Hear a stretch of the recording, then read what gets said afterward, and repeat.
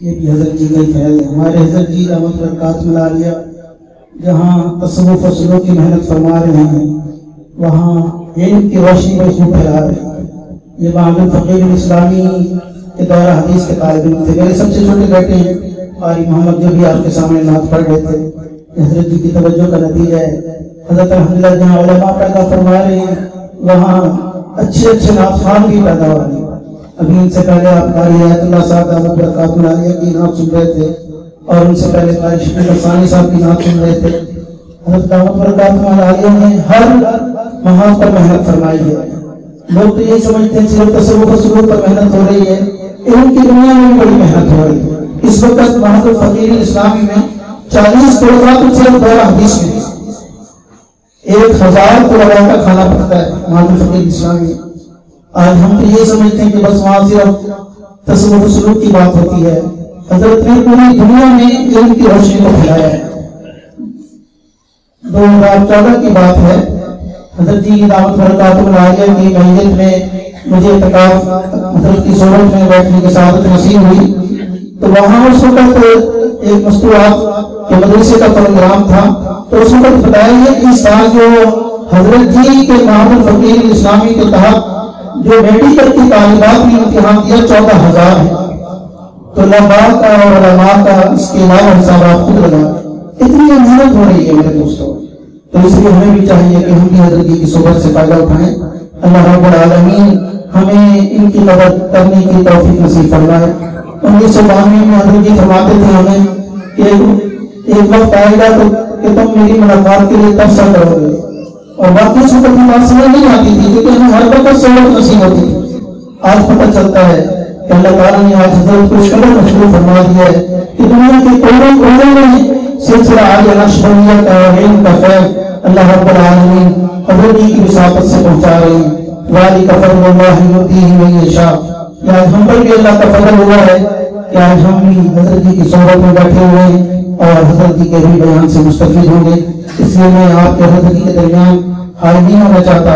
میں گزارش کرتا ہوں فقیر الاعظم حضرت علامہ مولانا پیر ذوالفقار احمد نقشبندی دامت برکات العالیہ ہمیں خطاب فرمائیں گے. آپ سب حضرات سے گزارش ہے کہ انتہائی توجہ اور طلب کے ساتھ بیٹھیں. انشاءاللہ جتنی طلب لے کر بیٹھیں گے ہمیں فائدہ ہوگا. آپ کو پتہ ہے بے طلبوں کو تو نبی علیہ السلام کے دور میں بھی فائدہ نہیں ہوگا. بات تو طلب کی ہے. جتنی طلب ہوگی انشاءاللہ ہم یہاں سے بہت کچھ نکل جائیں گے. ان قیمتی لمحات سے فائدہ اٹھا لیجیے. اللہ ہم سب کو حضرت جی سے استفادے کی توفیق نصیب فرمائے.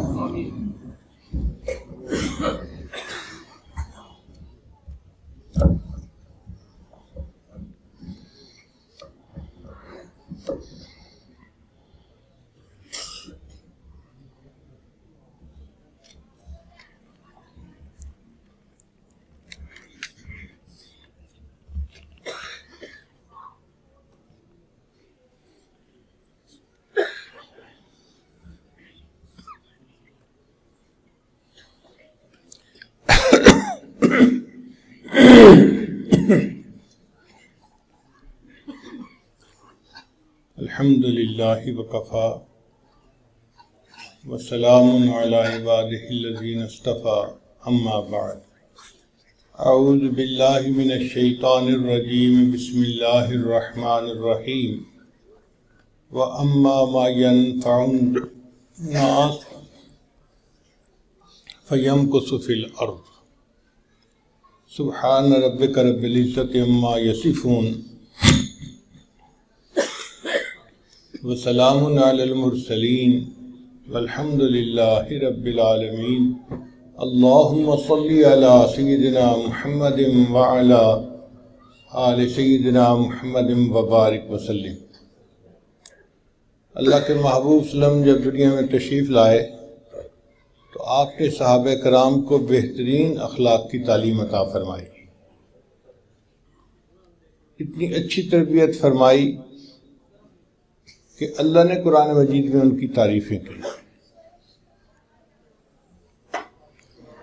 نبی آتے رہے آخر میں نبیوں کے امام آئے. نبی آتے رہے آخر میں نبیوں کے امام آئے.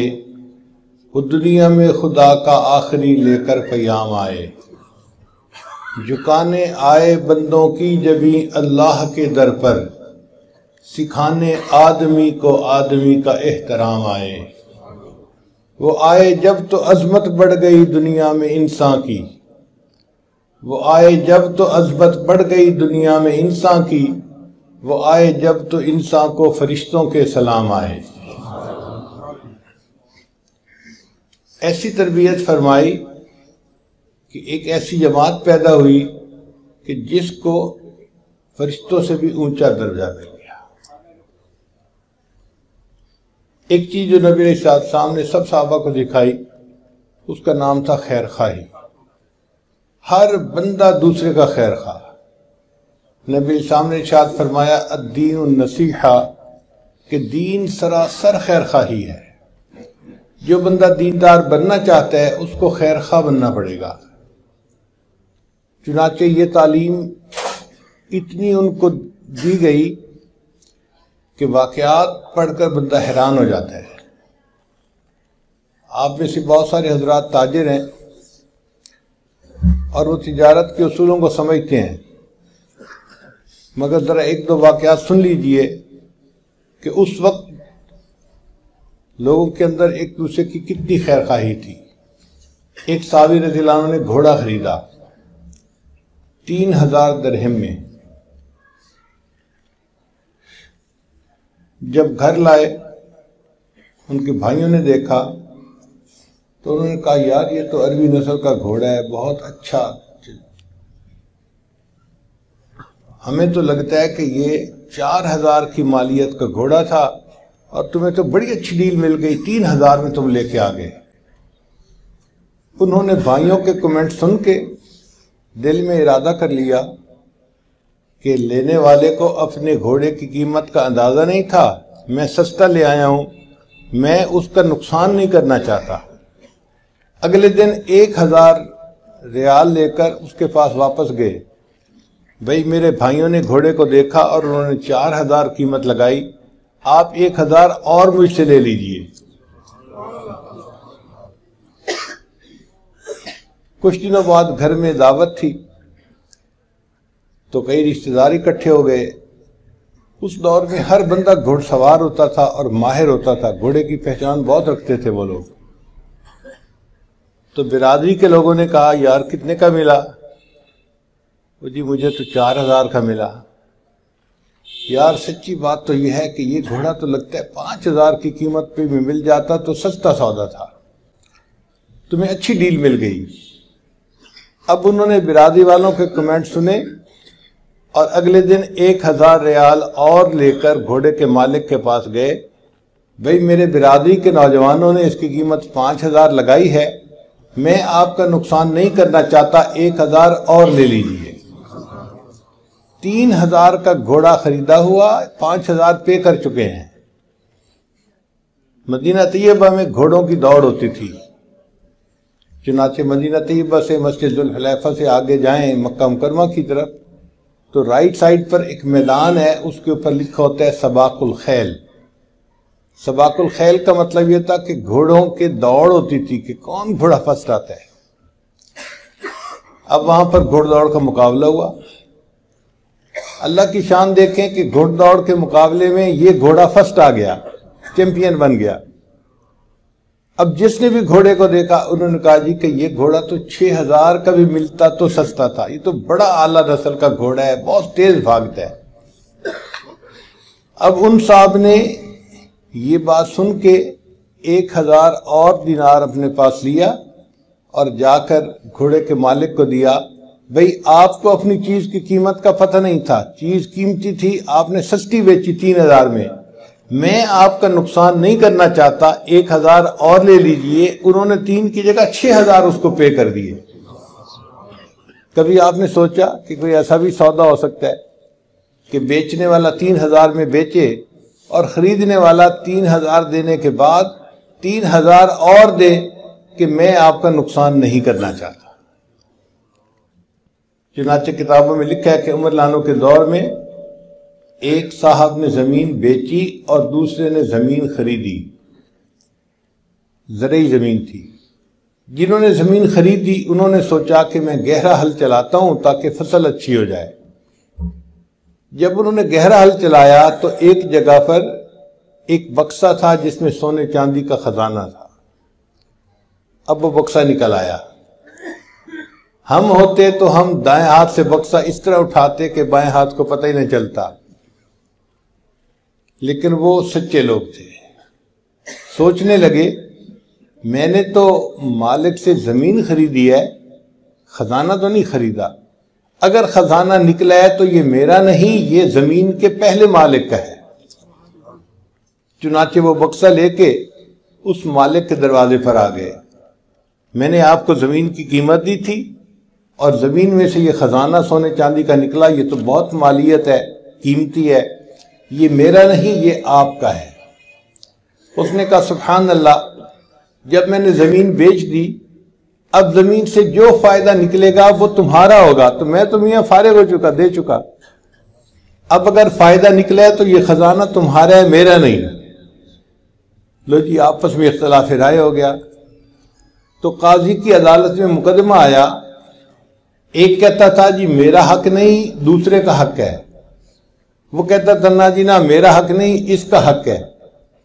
اب فیصلہ کون کرے؟ قاضی صاحب کے پاس آ گئے۔ آج ہماری عدالتوں میں مقدمے آتے ہیں، دو فریق ہوتے ہیں، ایک بندہ کہتے ہیں جی میرا حق ہے، میں اپنے حق کی خاطر خون کا آخری قطرہ بہا دوں گا۔ ہمارے مقدمے ایسے ہوتے ہیں۔ اور اس زمانے میں مقدمہ یہ تھا، ایک کہتا تھا جی میرا حق نہیں، دوسرے کا حق ہے۔ وہ کہتا تھا نا جی نا میرا حق نہیں، یہ پہلے کا حق ہے۔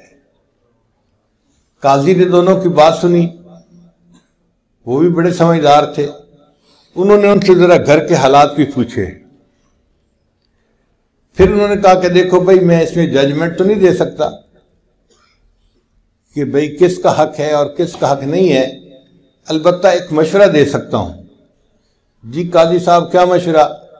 کہ میرا مشورہ یہ ہے کہ ایک کے ہاں بیٹا جوان ہے اور دوسرے کے ہاں بیٹی جوان ہے، آپ دونوں ان کا آپس میں نکاح کر دیں اور ان دونوں کو جہیز میں یہ خزانہ دے دیں۔ ایک زمانہ تھا کہ ہمارے جھگڑوں کے فیصلے ایسے ہوتے تھے۔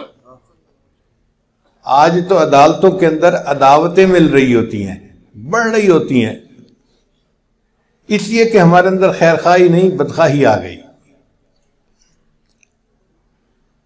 خیر خواہی اتنی عام تھی کہ انسان حیران ہو جاتا ہے ان واقعات کو سن کر۔ امام اعظم ابو حنیفہ رحمۃ اللہ علیہ کپڑے کی دکان کرتے تھے، عام طور پہ مغرب کے وقت بند کرتے تھے دکان، ایک دن ظہر کے وقت بند کر کے آ رہے ہیں۔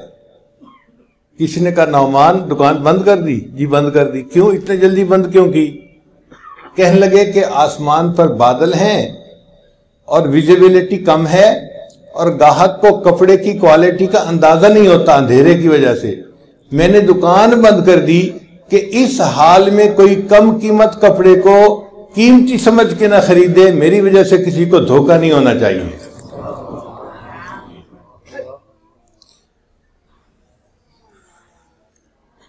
جس بندے کے حالات زندگی کو پڑھے، خیر خواہی خیر خواہی، ہر بندہ خیر خواہ دوسرے کا۔ چنانچہ ایک بزرگ تھے، ان کا نام تھا ابوالحسن نوری رحمۃ اللہ علیہ۔ ایک مرتبہ انہوں نے کوئی فتویٰ دے دیا جو بادشاہ وقت کے مزاج کے خلاف تھا۔ تو بادشاہ اور حاکم تو بادشاہ ہی ہوتے ہیں۔ بادشاہ نے حکم دیا پولیس کو کہ ان 3 بندوں کو پکڑا جائے اور میرے سامنے لایا جائے اور میں ان کو شیر کے سامنے ڈال دوں گا۔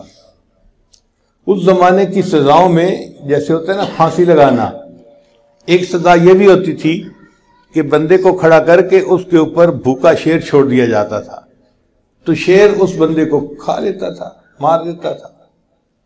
تو بادشاہ نے کہا کہ ان کو میں قتل کروانا چاہتا ہوں، ان کو میرے سامنے قتل کیا جائے گا۔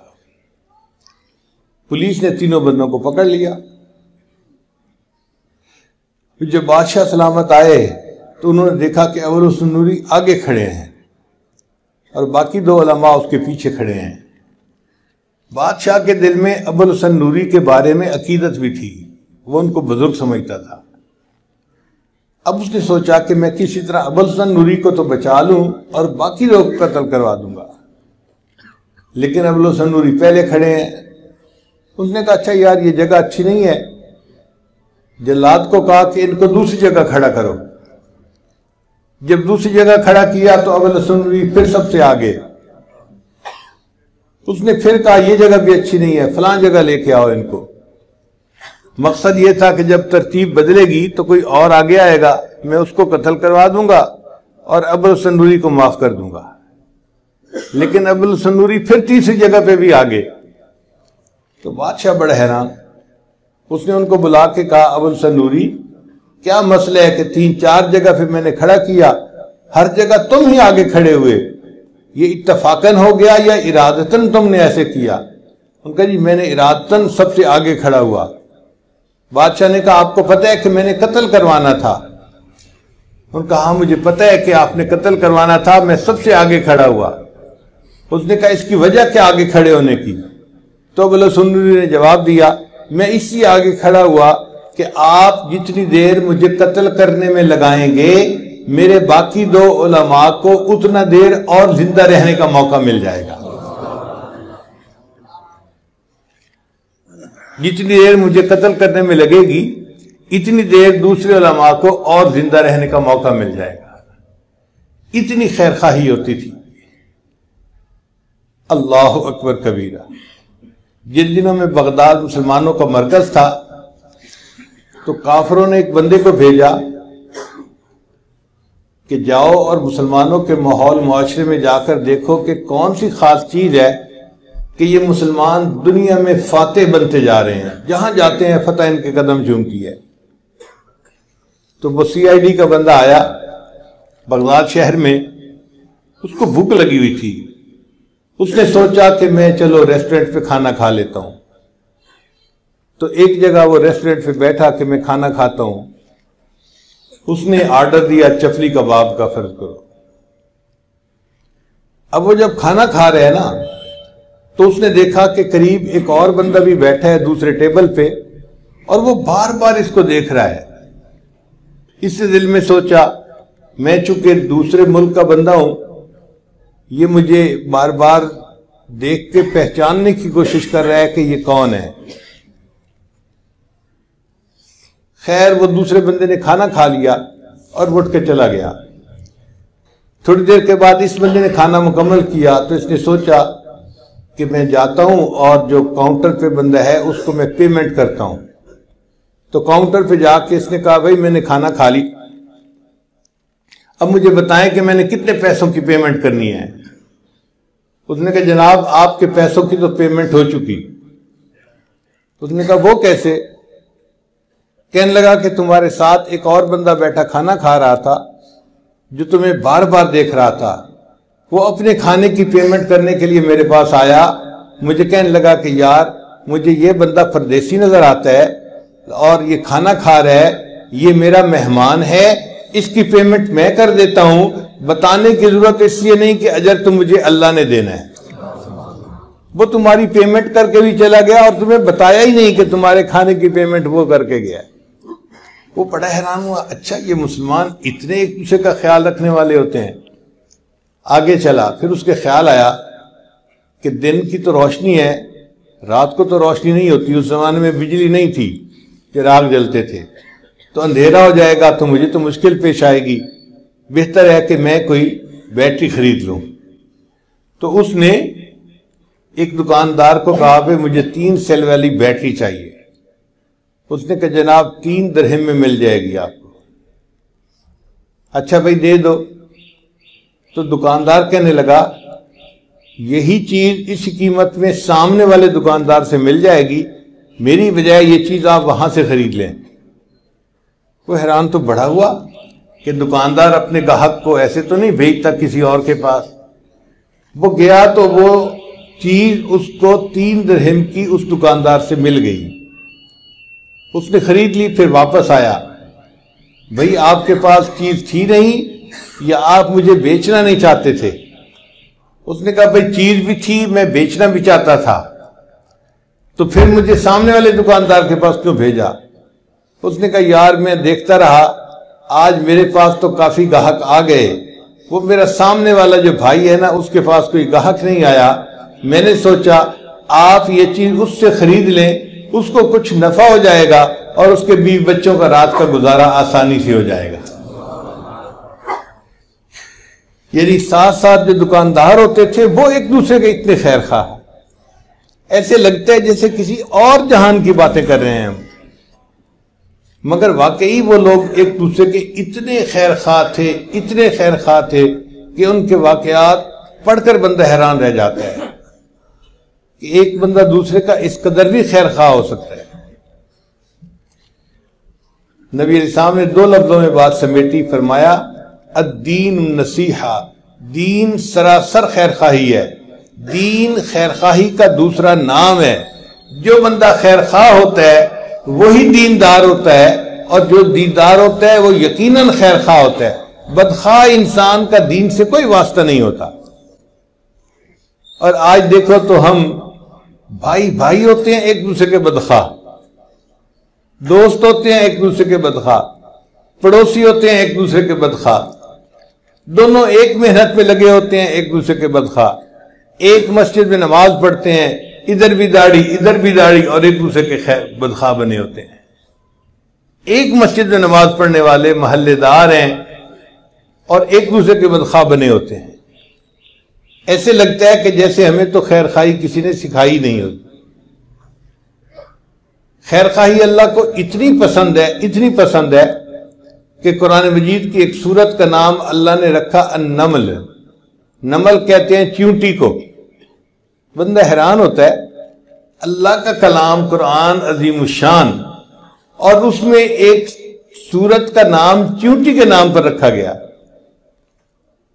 مفسرین نے اس کی وجہ لکھی، وہ فرماتے ہیں کہ سلیمان علیہ السلام کے زمانے میں حضرت سلیمان علیہ السلام اپنے لشکر کے ساتھ نکلے تو راستے میں کچھ چیونٹیاں پھر رہی تھیں، تو ایک چیونٹی نے بھانپ لیا کہ لشکر آ رہا ہے، اس نے اعلان کیا یا ایتھا النمل ادخلوا مساکنکم، اے چیونٹیوں تم اپنے سوراخوں میں بلوں میں داخل ہو جاؤ، ایسا نہ ہو کہ سلیمان علیہ السلام کا لشکر آئے اور اپنے پاؤں کے نیچے مسل کے تمہیں چلا جائے۔ تو چیونٹی نے جو دوسری چیونٹیوں کی خیر خواہی کی، اللہ کو یہ بات اتنی اچھی لگی، اللہ نے اس واقعے کا قرآن مجید میں تذکرہ بھی کر دیا اور سورت کا نام بھی چیونٹی کے نام پہ رکھ دیا۔ اگر چیونٹی کی خیر خواہی اللہ کو اتنی اچھی لگی، ایک انسان دوسرے انسان کی خیر خواہی کرے گا، سوچئے اللہ کو یہ بات کتنی اچھی لگے گی۔ تو ہمیں چاہیے کہ ہم اپنے اندر خیر خواہی پیدا کریں، یہ انتہائی اہم بات ہے۔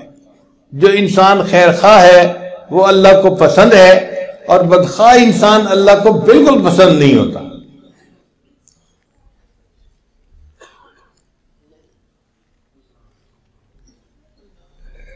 بعض لوگوں میں فطرتاً خیر خواہی ہوتی ہے، اللہ نے ان کی فطرت ہی ایسی بنائی ہوتی ہے، وہ ہر کسی کی خیر خواہی کرتے ہیں، ہر کسی کا بھلا۔ ایسے لوگ اللہ کے ولی ہوتے ہیں اور اللہ ان کو پسند فرماتے ہیں۔ بعض مرتبہ کافروں میں بھی یہ صفت ہوتی ہے، یہ نہیں کہ صرف مسلمانوں میں ہوتی ہے، کافروں کے اندر بھی فطری طور پر بعض صفات ہوتی ہیں، سخاوت کی صفت، دوسروں کے ساتھ ہمدردی کی صفت ان میں بھی ہوتی ہے، ہوتے ایمان سے خالی ہیں مگر ایسی انسانی صفات ان کے اندر ہوتی ہیں۔ چنانچہ میں آپ کو ایک واقعہ سناؤں، ذرا توجہ کے ساتھ سنیے گا۔ ایک امریکن عورت تھی جو میونسپل کمیٹی کی چیئرمین تھی۔ اب میونسپل کمیٹی کا چیئرمین ہونا ایک بڑی پوسٹ ہے،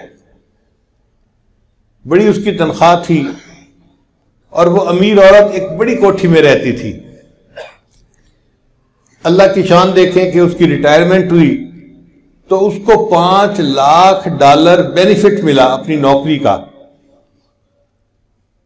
تو $5 لاکھ اس کے اکاؤنٹ میں آ گئے۔ اب وہ اپنی ریٹائرمنٹ لائف گزار رہی تھی۔ ایک جگہ میاں بیوی جا رہے تھے، کار کا ایکسیڈنٹ ہوا تو خاوند فوت ہو گیا۔ اب اس کے بعد وہ عورت اکیلی زندگی گزار رہی تھی اپنے گھر میں۔ اس کو کسی دوسرے شہر میں کام پڑا، اس نے سوچا کہ میں چلی جاتی ہوں اور کام کروا کے واپس آ جاؤں گی۔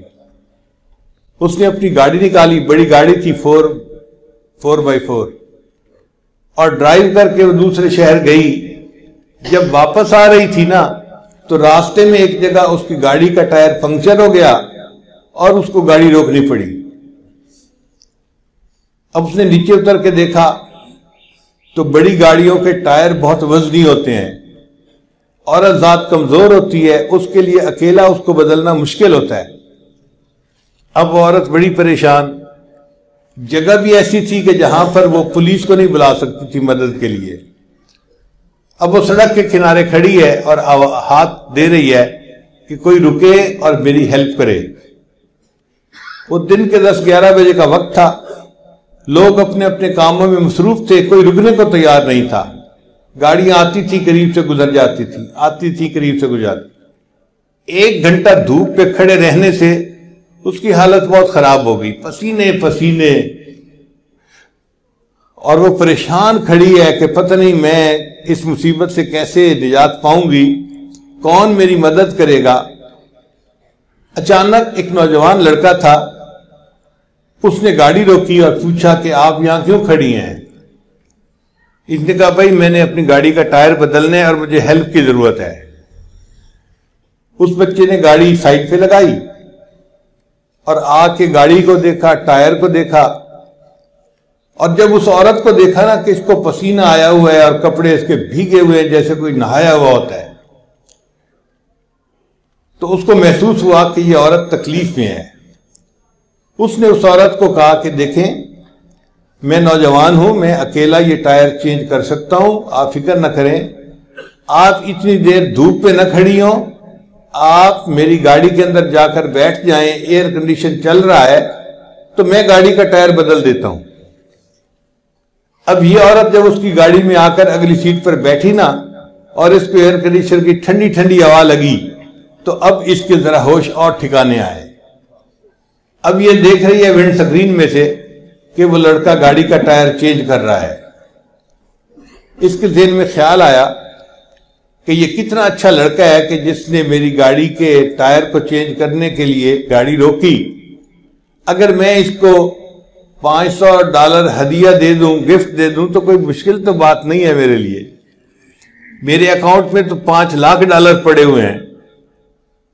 تو اس نے $500 اپنے پرس میں سے نکال کے نہ علیحدہ کر لیے کہ جب یہ گاڑی کا ٹائر چینج کرے گا نا تو میں اس کو $500 گفٹ دے دوں گی۔ تھوڑی دیر بعد لڑکا آ گیا، جی میں نے گاڑی کا ٹائر چینج کر دیا ہے، آپ جا سکتی ہیں۔ یہ عورت گاڑی سے باہر نکلی اور اس نے اس کو $500 دینے کی کوشش کی۔ اس نے پوچھا یہ آپ کیا دے رہی ہیں؟ اس نے کہا آپ نے میرے ساتھ بھلا کیا اور میں چاہتی ہوں کہ میں آپ کو گفٹ دوں۔ اس لڑکے نے انکار کر دیا۔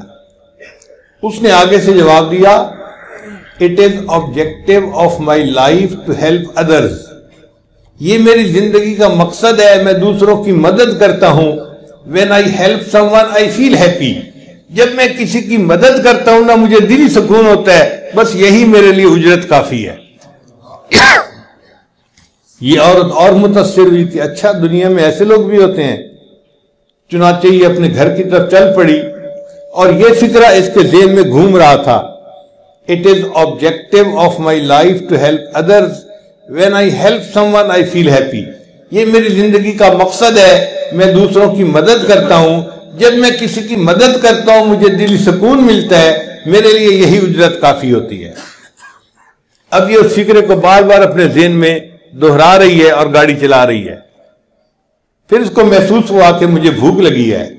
اس نے کہا چلو نیکسٹ سٹاپ پہ میکڈونلڈ آئے گا اور میں وہاں پہ بیٹھ کے کھانا کھاؤں گی، پھر گھر جاؤں گی۔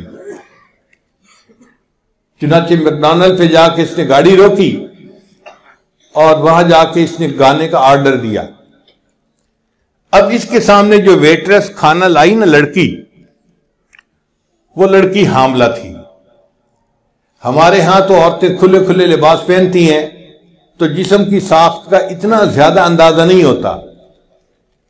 وہ عورتیں تو چست لباس پہنتی ہیں، پینٹ اور شرٹ، اس میں تو بہت وضاحت سے پتہ چلتا ہے کہ عورت حاملہ ہے اور حمل کا کتنا وقت تقریباً ہو چکا ہے. تو اس عورت نے محسوس کیا کہ وہ ویٹریس جو تھی وہ یعنی اس کا کوئی 8واں مہینہ لگا ہوا ہوگا اندازاً. تو وہ ٹرے اٹھا کے لا رہی ہے اور چل رہی ہے، آ رہی ہے، جا رہی ہے. اس نے دل میں سوچا اس نوجوان لڑکی کو تو اس وقت ریسٹ کرنا چاہیے.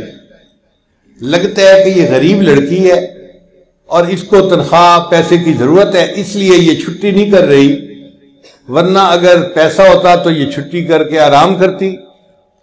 تو اس نے اس لڑکی سے پوچھا کہ آپ کا تو پریگننسی کا کافی ٹائم لگتا ہے کہ قریب ہے، تو آپ چھٹی تو نہیں کر لیتی؟ اس نے کہا جی میرا بھی دل چاہتا تھا کہ میں چھٹی کروں، تکلیف مجھے ہوتی ہے، اس حال میں کام کرتی ہوں. مسئلہ یہ ہے کہ میرے خاوند کی نوکری اچھی نہیں ہے، ہمارے قریب جو ہاسپٹل ہے نا وہ بہت مہنگا ہے اور اس میں بچے کی ڈیلیوری کے تقریباً $5,000 خرچ ہوتے ہیں. میرے خاوند نے کہا تھا $2-3 ہزار میں جمع کر دوں گا اور $2,000 آپ جمع کرنا، تو ہم ان کی پیمنٹ کر دیں گے ہاسپٹل کی. اس لیے میں چھٹی نہیں کر سکتی، مجھے کام کرنا ہے، جب تنخواہ ملے گی تو میں پھر چھٹی کر لوں گی. اس کے بعد وہ لڑکی پھر کولڈ ڈرنک لینے کے لیے چلی گئی جو ویٹرس تھی. اس نے دل میں سوچا کہ یہ لڑکی ضرورت مند ہے، اگر اس کو میں $5,000 دے بھی دوں تو میرے $5,00,000 کو تو پتہ ہی نہیں چلنا، ہلنا ہی نہیں میرے اکاؤنٹ نے، اور یہ لڑکی پریشانی سے بچ جائے گی، تو بہتر ہے میں اس کی ہیلپ کر دیتی ہوں. اب اس عورت نے اپنے چیک بک نکالی اور $5,000 کا ایک چیک لکھا اور اس کے ساتھ ایک چٹ لکھی اور ایک لفافے میں ڈال کے اس کو بند کر دیا اور اس ویٹرس کو کہا کہ یہ کھانے کی ٹپ ہے. ٹپ کہتے ہیں کہ کھانے کے بعد خوشی کے طور پہ انسان خادم کو کچھ انعام دے دے، اس کو ٹپ کہتے ہیں. یہ پوری دنیا میں چلتی ہے. تو اس نے اس کو ٹپ دی اور کہا کہ شرط یہ ہے کہ تم اس لیٹر کو یہاں نہیں کھولو گی، گھر جا کے کھولو گی. اس لڑکی نے وہ لے لیا لفافہ اور اپنی پینٹ کی جیب میں ڈال لیا. اب یہ نوجوان ویٹرس جب اپنے گھر گئی تو اس کا خاوند دوسرے شہر کام کے لیے گیا ہوا تھا، دفتر کے واپس آ چکا تھا. اب میاں بیوی دونوں نے مل کے کھانا کھایا. کھانے کے دوران باتیں چلی تو میاں بیوی نے ایک دوسرے سے ڈسکس کیا. تو خاوند نے پوچھا کہ اب تو وقت قریب ہے، کیا تم نے پیسوں کی ارینجمنٹ کر لی؟ تو بیوی نے کہا ہاں مجھے تنخواہ مل جائے گی تو پیسے ہو جائیں گے. اور ساتھ ہی اس نے یہ بھی کہا کہ آج ایک عورت کھانا کھانے آئی تھی اور اس نے مجھے ٹپ بھی دی. بھئی کتنے پیسے دیے؟ اس نے کہا میں نے دیکھا نہیں، اس نے کہا تھا گھر جا کے لفافہ کھولنا. خاوند نے کہا اچھا لفافہ لے کے آؤ. وہ اپنی پینٹ کی جیب سے لفافہ نکال کے لے گئی اور خاوند کو پکڑا دیا. لو جی اس کے خاوند نے جب لفافہ کھولا اس کے اندر $5,000 کا چیک لکھا ہوا تھا اور ساتھ چٹ لکھی ہوئی تھی. اور چٹ کے اوپر کیا لکھا ہوا تھا؟ It is objective of my life to help others. When I help someone I feel happy. اس عورت نے یہی فکرہ لکھا ہوا تھا. اور یہ نوجوان وہی نوجوان تھا جس نے اس عورت کی گاڑی کا ٹائر چینج کیا تھا. اس نوجوان نے عورت کا بھلا کیا، اللہ نے اس نوجوان اس عورت کے ذریعے اس کی بیوی کا بھلا کروا دیا. کر بھلا ہو بھلا انت بھلے کا بھلا. اس کو کہتے ہیں what goes around comes around. جو انسان کرتا ہے وہ پا لیتا ہے، جیسی کرنی ویسی بھرنی. عربی میں کہتے ہیں کما تدین و تدان. جو انسان کرتا ہے ویسا اس کے ساتھ ہوتا ہے. اگر بھلا کرے گا اللہ اس کے ساتھ بھلا کریں گے، اگر یہ دوسروں کے ساتھ برا کرے گا اس کے ساتھ بھی برا ہوگا. اس لیے جو دوسروں کے لیے گڑھا کھودتا ہے اکثر دیکھا گیا کہ وہ خود اسی گڑھے میں خود گر جاتا ہے. تو ہمیں چاہیے کہ ہم اپنے اندر خیر خواہی کی صفت پیدا کریں اور نیت کر لیں کہ ہم نے ہر کسی کی خیر خواہی کرنی ہے، اپنے کی بھی پرائے کی بھی، دوست کی بھی دشمن کی بھی، ہر کسی کی خیر خواہی کرنی ہے. چنانچہ علی حجویری رحمت اللہ علیہ، جنہیں داتا گنج بخش کہتے ہیں لوگ، ان کے بارے میں آتا ہے کہ ایک مرتبہ وہ کشتی میں سفر کر رہے تھے. جو باقی لوگ تھے نا وہ ان کے بارے میں مذاق بیٹھے کر رہے تھے. لوگ دیکھتے ہیں کسی فقیر بندے کو، نیک بندے کو، تو آپس میں نا مذاق کرنا شروع کر دیتے ہیں. تو لوگ مذاق کر رہے تھے، ہنستے تھے، باتیں کرتے تھے، ہنستے تھے، اور یہ اللہ کا بندہ بس خاموشی سے سر جھکائے بیٹھے اللہ کو یاد کر رہے تھے. اب آپ دیکھیے کہ جب ان لوگوں نے بہت بدتمیزی کی نا ہنسی مذاق میں، تو اللہ رب العزت نے الہام فرمایا کہ میرے بندے یہ آپ کے ساتھ اتنی بدتمیزی سے پیش آ رہے ہیں اور آپ خاموشی سے بیٹھے میری یاد میں لگے ہوئے ہیں. اگر آپ کہیں تو میں کشتی کو الٹ دوں تاکہ یہ سارے کے سارے بندے پانی میں ڈوب جائیں. تو کہتے ہیں کہ جیسے الہام ہوا نا کہ اے میرے بندے اگر تو کہے تو میں کشتی کو الٹ دوں، تو انہوں نے فوراً دعا کے لیے ہاتھ اٹھائے اور دعا مانگی، اے اللہ اگر آپ الٹنا ہی چاہتے ہیں تو کشتی کو الٹنے کی بجائے ان کے دلوں کی کشتی کو الٹ دیجیے. اللہ نے دعا قبول کر لی. کہتے ہیں کہ کشتی میں جتنے لوگ تھے مرد عورت، ان کو موت آنے سے پہلے اللہ نے سب کو ولایت کا مقام عطا فرما دیا. تو دشمنوں کے لیے بھی دعا کرتے تھے، اپنوں کے لیے تو کرتے ہی ہیں، دشمنوں کے لیے بھی دعا کرتے تھے. یہ خیر خواہی اللہ نے ان سب کو عطا فرمائی. امام اعظم ابو حنیفہ رحمۃ اللہ علیہ کا ایک مخالف بستی میں داخل ہو جاؤں گا. وہ بڑا حیران ہوا، اچھا، کہنے لگا کہ اچھا آپ اخلاق والے ہیں. امام صاحب نے پھر اس کو بات کا جواب دیا، فرمایا کہ دیکھو تم نے جو باتیں کی ہیں نا مجھے ان سب کے جواب آتے ہیں، اور میں اگر چاہوں تو میں تمہیں ایسے جواب دوں گا کہ تم چپ ہو جاؤ گے، تمہیں بات نہیں کرنی آئے گی میرے سامنے، مگر میں تمہیں ان باتوں کا جواب نہیں دیتا. اور اگر میں بستی کے لوگوں کو بتا دوں کہ تم نے میرے ساتھ ایسی بدتمیزی کی تو یہ لوگ تمہیں ذکر کی ہیں، میرا دل دکھا ہے. اور اگر قیامت کے دن اللہ کی بارگاہ میں مقدمہ کروں گا، یا اللہ اس بندے نے مجھے ایسی ایسی باتیں کی تھیں، تو اللہ مجھے بدلہ دلوائیں گے، تیری نیکیاں مجھے مل جائیں گی، مگر میں ایسا بھی نہیں کروں گا. اس نے کہا پھر کیا کریں گے؟ کہنے لگے کہ وعدہ کرتا ہوں اگر اللہ نے قیامت کے دن مجھ پر فضل فرمایا اور مجھے جنت میں جانے کا حکم دیا تو میں وعدہ کرتا ہوں کہ تمہیں ساتھ لیے بغیر جنت میں نہیں جاؤں گا.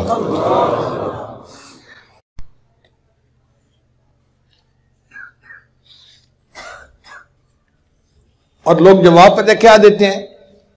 کیا کسی کی خیر خواہی کریں؟ لوگ ہمارے ساتھ بدخواہی کرتے ہیں.